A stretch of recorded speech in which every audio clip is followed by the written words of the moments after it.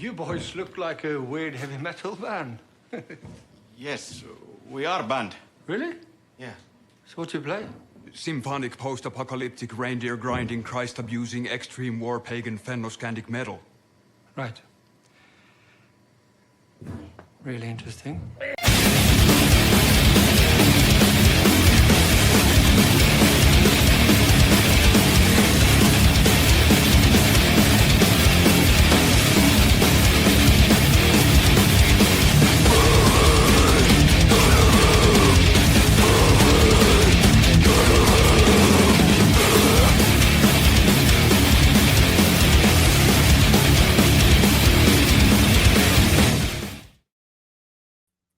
What's up, everyone? DJ Anubis. And DJ Neko. Here with you on the Metal Time Radio podcast with another movie review. This time with my co-host, the lovely DJ Neko, joining us for a couple of reviews here now. We will be reviewing 28 Years Later and 28 Years Later Bone Temple, but a little bit of backstory, of course, is how this whole franchise started now. I saw the first film 28 years later, or 28 days later, many moons ago.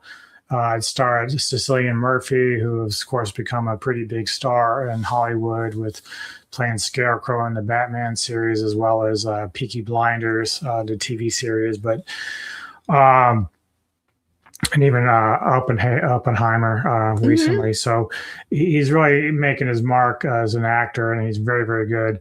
At the time, though, I didn't really know who he was. And of course, this is like, this whole setup is taking place in the UK, where this thing called the rage virus kicks off. And it was started with like a chimp that was in a cage and bites one of the people that are trying to free it, an activist. And that starts this whole fucking thing. Activists. Yeah, always fucking shit up, messing with shit they shouldn't be fucking with. And so it kicks off a virus that just decimates the UK, United Kingdom, but somehow the world has managed to keep them in check and keep them enclosed in this area. And basically quarantine the entire country. Right. So we have a couple of movies early on, 28 Days Later and 28 Months Later, where it deals with the early parts. 28 weeks later, thank you.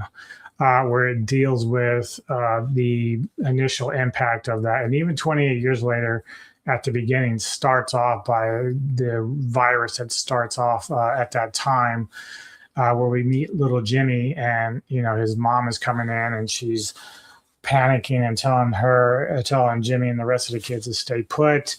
And I think that was like when little Jimmy was little Jimmy. That's like when the rage virus was still happening. Was first like encountering. Right, and so you get this glimpse of where Jimmy goes and finds his dad, who's a preacher in their little town, and gives him a cross, and then he manages to get Jimmy to be in safety. But the dad gets overtaken by the basically zombies, virus zombies that once you're bitten or you have blood in your eye and your mouth, it's very fast working. And they're fast zombies too. They're scary zombies. Like anytime I have like a cold or something or allergies and my eyes are all red, I just say I have the rage virus. Rage virus. 28 Years Later is a 2025 post-apocalyptic coming-of-age horror film produced and directed by Christ abusing Danny Boyle and written by Alex Garland. It's the third film in the 28 Days Later film series. Stars Jodie Comer, Aaron Taylor Johnson, Jack O'Connell, Alfie Williams, and Ralph Fiennes.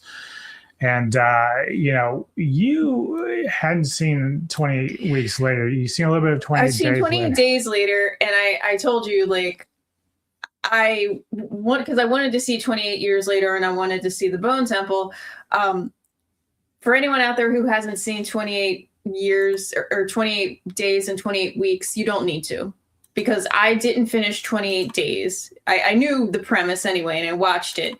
But I think it might have just been like it was the darkness of the movie, and I was tired, and I was just like, I wasn't into it the way that I was with these two films. I don't even think I watched 28 Weeks Later. I couldn't tell you a premise of it. So going into this, I just knew what it was, and I knew the story. I just was really interested because it was a new take, right? Like it's a new story that's happening 28 years later, and they approach it way differently than they did the first two, which is interesting because the first two would definitely be like your more like zombie like, and it's happening like still, like the outbreak is still happening. I mean, it's still happening 28 years later too, but like it's in the throes. Yeah.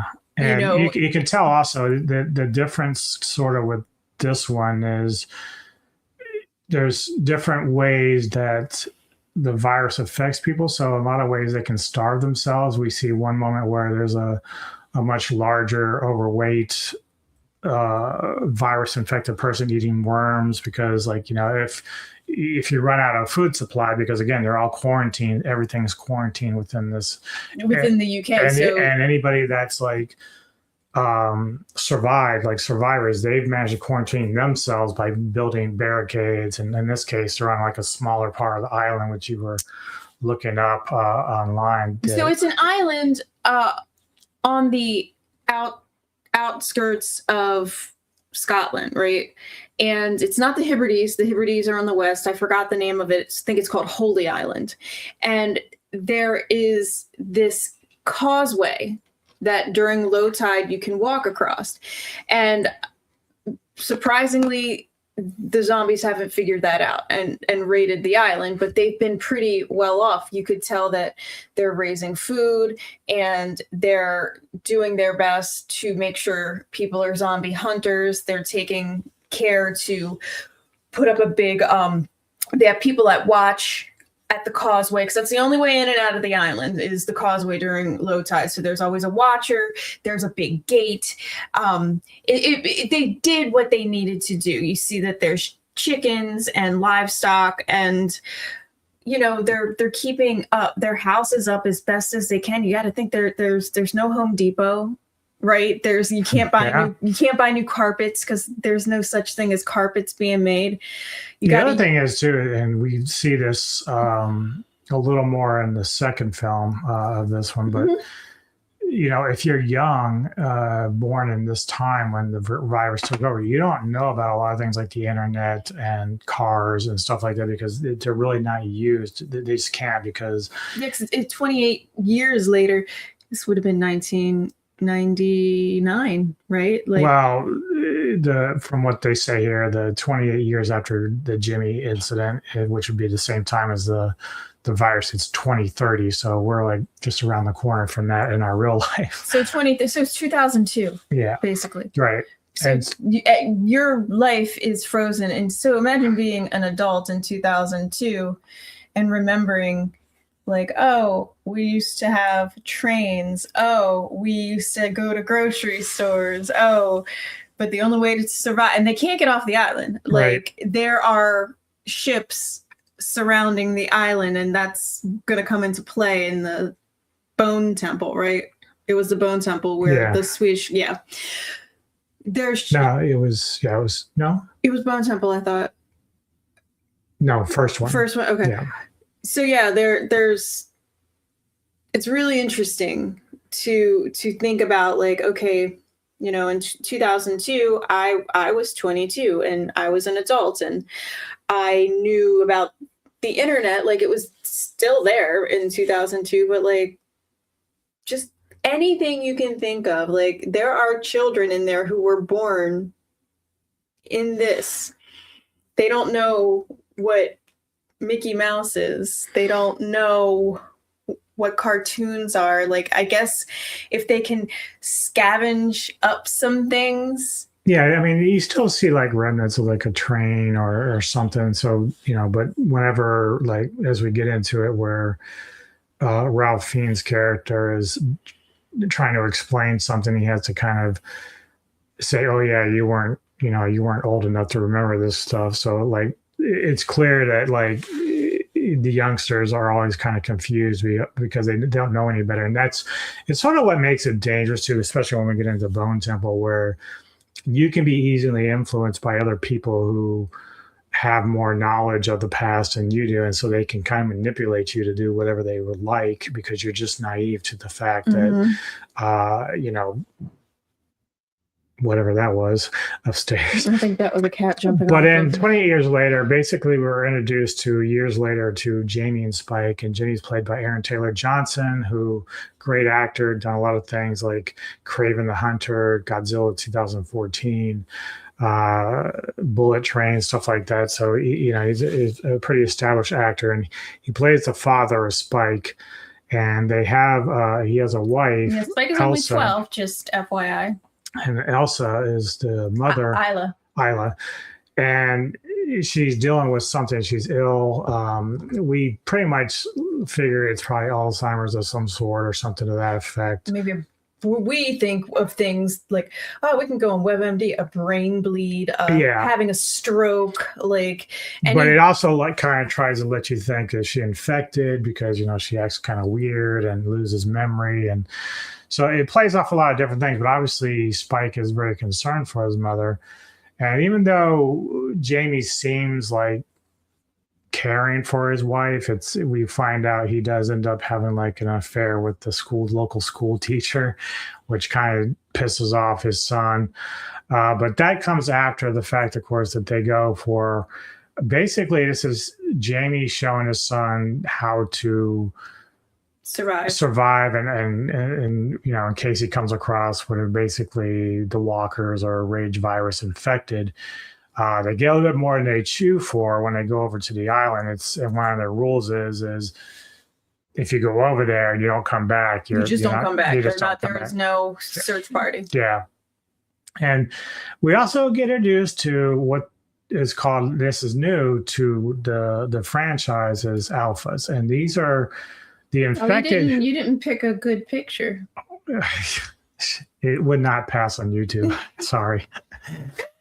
But these alphas are able to somehow control the rest of the Ragers. And from what I can gather, the alphas have a cross between being infected as well as somewhat of a still understanding of everything that's going on. And we'll find out through Ralph Fiennes' character, who's a doctor who's been stuck on that side of the island. And, he survives his way, but he does things interesting too. He's got his own way of life now that's different than it once was, but he also holds on to a lot of the past through like records and stuff like that. Which it was funny. He was out in his area.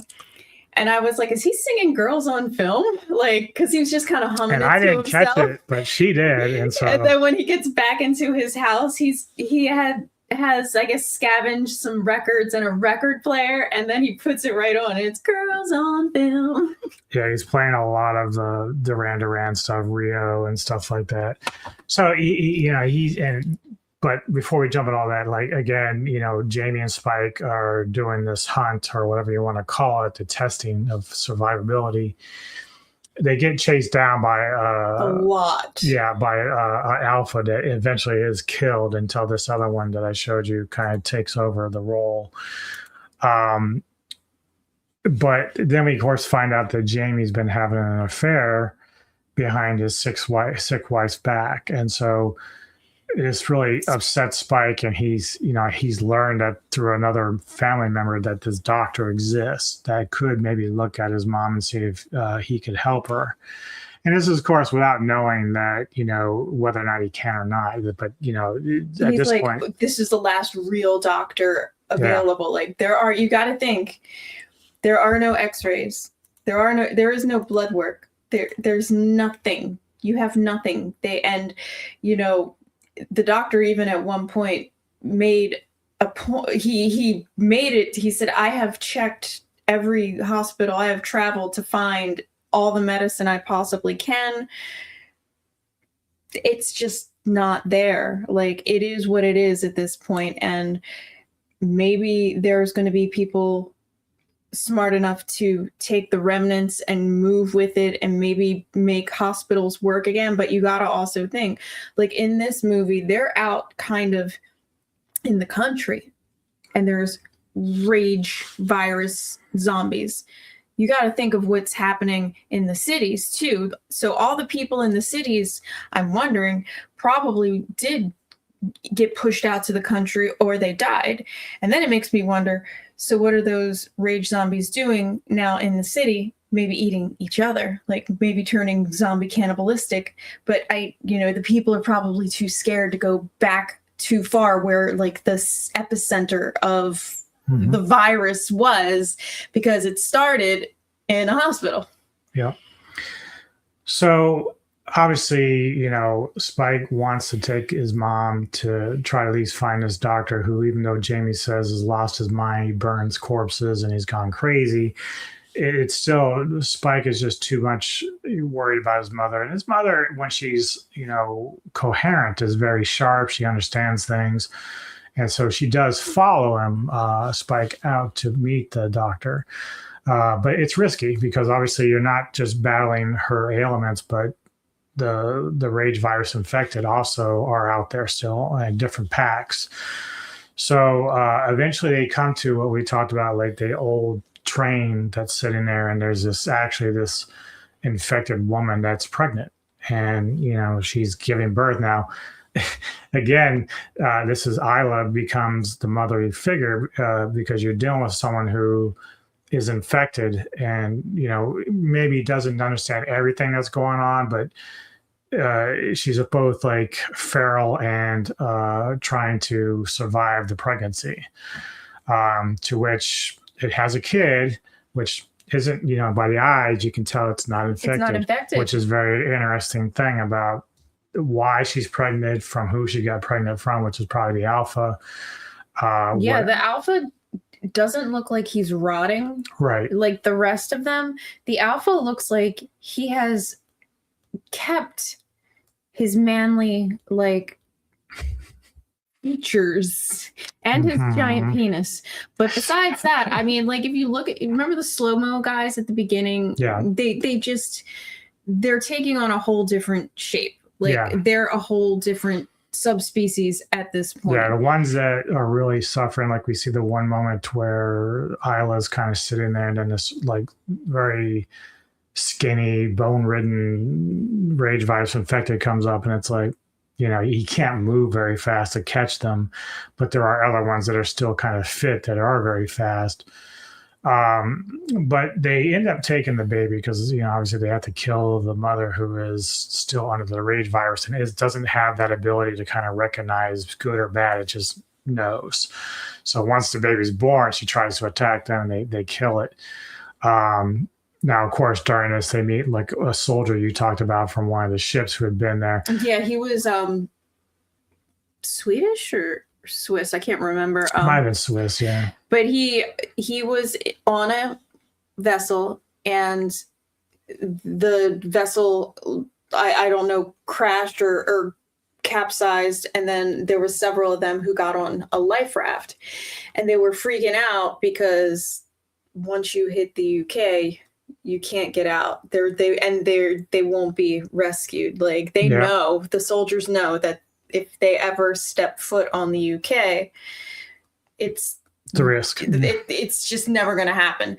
And what I found funny when he was interacting with Spike, like just saying little things like, "Yeah, my friend's a delivery driver," and Spike's just like, "What? What's a delivery driver? What's a delivery driver?" And then he's trying to show him his iPhone, and he's like, "What is this?" And he's like, "Yeah, this is my fiance." And he's like, "What's wrong with her lips?"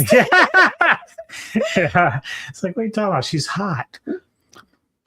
But it really makes you think, like, the rest of the world went on, and the entire, like, in order to save the rest of the world, they had to circle the UK and keep them. Yeah, the UK basically had to restart and bare bones, and so it's like the choices, I guess, that they could have made would be like flatten the UK and get rid of all the people who survived and the zombies, or just let them fend for themselves, and see what happens, because since the UK is an island, you can cut them off, and then there's smaller islands, and that's what we're kind of seeing in this with the Holy Island off to the east. So once they have the baby, now the alpha is named Samson, and so that's a name given from Dr. doctor. Kelson. Yeah, Dr. Kelson, played by Fiend's character. So Samson is basically trying to track them down for the kids, which we do believe is his. So we go through a lot of this to where finally we're introduced to Kelson on the right there, and you see Isla and of course Spike there, and the baby's in her arms, and so this is where we first spoiler the. We won't worry about spoilers. Okay, no, we won't spoil a lot. Okay, well, no, you can say just this one's like from last year. Yeah, it's true. So yeah, the soldier gets it. He had bullets and stuff, and they were trying to they were accosted by a bunch of rage virus people, but the soldier does not make it because he was, panicked. Yeah, but yeah, so Isla and them get to with Dr. Kelson, and he explains to her his best guess, because like really he doesn't have the tools really to sit there and take MRIs or brain scans or anything, but from everything she's doing behavior wise, he's like, you probably have terminal cancer. He was like, he asked if he could like feel her breasts, and she obliged, and he felt lumps, and he's like, honestly, it's probably metastasized to your brain. And she's like, I thought it was cancer. And she was getting like really upset.